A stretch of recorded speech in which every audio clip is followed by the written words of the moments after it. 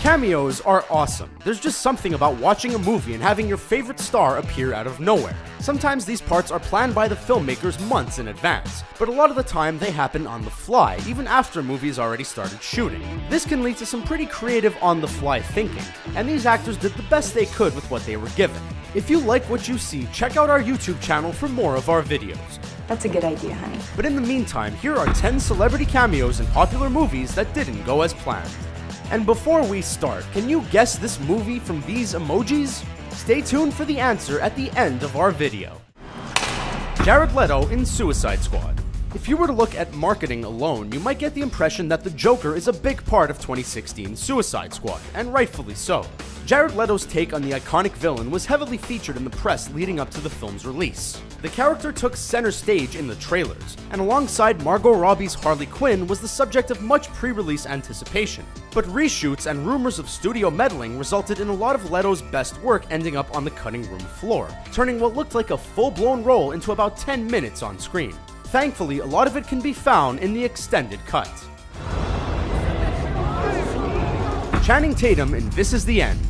This Is the End is an entire movie built on cameo appearances. Seth Rogen and Evan Goldberg called for backup, and Hollywood responded in a big way. From Emma Watson to Rihanna, pretty much all of Rogen's friends showed up. But the one person he wasn't so sure about asking was Channing Tatum. Due to the nature of the cameo, Rogen was worried about Tatum being offended by the request. See that? I'll slide right in that whatever I want. Not really considering that he might actually say yes. The actor has since said he was probably drunk or on Ambien when he agreed to make the appearance, but either way, it's a good one. It's Channing Tatum, dog! I love him. It's G.I. Joe, dude. Loves me. Now shut the fuck up and let me do my job! Tom Cruise in Tropic Thunder. Tom Cruise is borderline unrecognizable in 2008's Tropic Thunder. The actor slays as Les Grossman, a foul-mouthed Hollywood bigwig responsible for the movie within a movie. Hit that director in the face. Really hard. Grossman is big and hairy, but mostly he's mean. Justin Theroux is responsible for the majority of Grossman's gloriously uncouth dialogue, but everything else was pure Tom Cruise. Initially slated to play Ben Stiller's character, Cruise was instead given free reign over Grossman, and the movie is better for it. His scenes didn't go as planned because production had literally no idea what to expect when he showed up on set. That's Hollywood though. One day you don't have a character, the next you have 12 people hand-punching custom hairpieces for Tom Cruise. Selena Gomez in The Big Short. For most of us, the inner workings of the mid-2000s financial crisis are hard to comprehend. 2015's The Big Short tries to explain what happened. And while director Adam McKay lays a pretty accessible foundation of knowledge, some concepts are trickier than others. Thankfully, celebrity tutors are peppered throughout the film, breaking the fourth wall to keep the audience up to speed. The movie is set in New York, and in that town, nobody's bigger than Beyoncé and Jay-Z. At one point, they were on the books to film one of the aforementioned tutorials. But when they became unavailable, their cameo went to Selena Gomez instead. You snooze, you lose. Oh, God, I'm on fire! Ouch! Bill Murray in Zombieland. Jesse Eisenberg and Emma Stone may both be megastars now, but when Zombieland was released, the pair were relative unknowns. Co-stars Woody Harrelson and Abigail Breslin brought some name recognition to the small cast of characters, and helped the film become a sleeper hit of 2009. And as talented as all these people are, we have to acknowledge the one true champion of the zombie apocalypse, Bill Murray. The celebrity cameo was originally written for Patrick Swayze, and after batting around a few other names, the filmmakers worked up the courage to ask Harrelson to ask Murray if he would do it. Turns out he was thrilled to be involved, and even got to add a little creative input of his own. Suits my lifestyle. You know, I like to get out and do stuff. The writers originally envisioned his character as a super zombie, but the scene evolved into something infinitely more hilarious.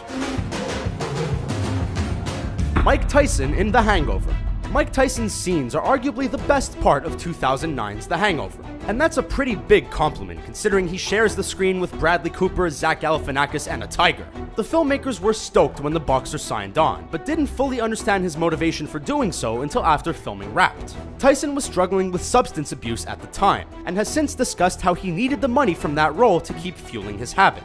The movie went on to be a huge success and even spawned a couple of sequels. And Kid Dynamite's reputation experienced a bit of a comeback too. The Thing. Is this dork made of orange rock like the rest of his body? It's a superhero secret. Stan Lee in Mallrats. By this point, Stan Lee has been in a ton of movies. He's famous for making cameos in Marvel films. So when he was recently asked which appearance was his favorite, everyone assumed he'd pick something from the MCU. Lee surprised fans with his answers, saying his part in Kevin Smith's Mallrats was his number one. And what's even more interesting is that it almost didn't even happen. Smith never thought someone as iconic as Stan Lee would ever agree to appear in the movie. And you are a god! So he didn't even ask, and wrote the character to be his likeness. But with a little industry magic and a couple of connections, Stan Lee got word of the project and was happy to oblige. Take care.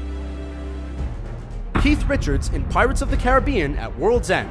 Keith Richards is not known for his sobriety. The rocker has a history of partying hard, and his time spent filming 2007's Pirates of the Caribbean at World's End was no exception.